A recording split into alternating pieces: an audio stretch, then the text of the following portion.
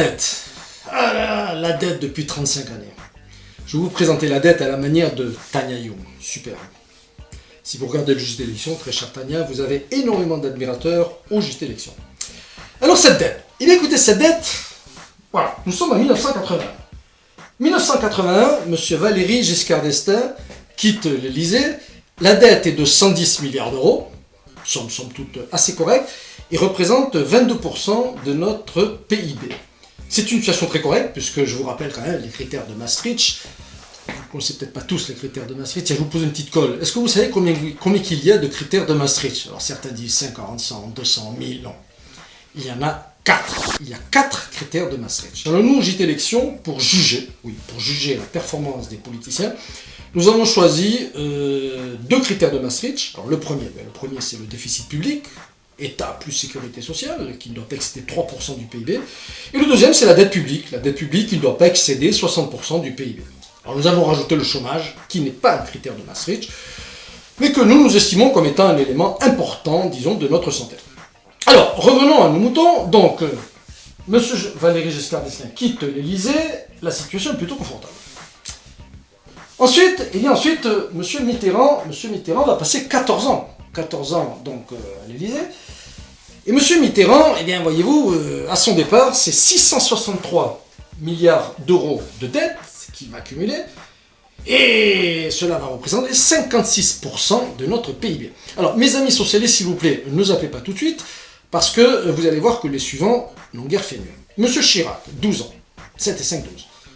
Ben, M. Chirac, lui, c'est 64% de PIB, 1209 milliards d'euros. Alors, M. Sarkozy arrive en 2007. Et alors là, c'est vrai que je dois dire que c'est quand même assez impressionnant. Parce que en 2007, lorsque M.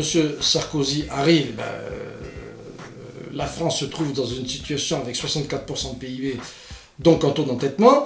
En 2010, nous en sommes à 82,9%, et en 2012, c'est 1840 milliards d'euros que nous allons devoir à nos créanciers, soit le modique pourcentage de 87,4%. Mais paradoxalement, M. Mitterrand, 600 milliards d'euros, M. Chirac, 600 milliards d'euros, et M. Sarkozy, 600 milliards d'euros. Alors, cette dette, elle est préoccupante. Pourquoi? Parce que c'est une ligne droite, c'est une espèce de rampe de lancement depuis 35 ans. Alors là, tous les présidents empruntent. C'est un petit peu comme s'ils avaient à leur disposition, ce n'est pas un petit peu, ils ont à leur disposition une ligne de crédit absolument infinie en temps et en montant. Alors, pourquoi se gêner? Au lieu d'essayer d'améliorer notre situation financière, comme le fera un chef d'entreprise, on emprunte. Donc 600 milliards d'euros, M. Mitterrand, 600 milliards d'euros, M. Chirac, et 600 milliards d'euros, M. Sarkozy.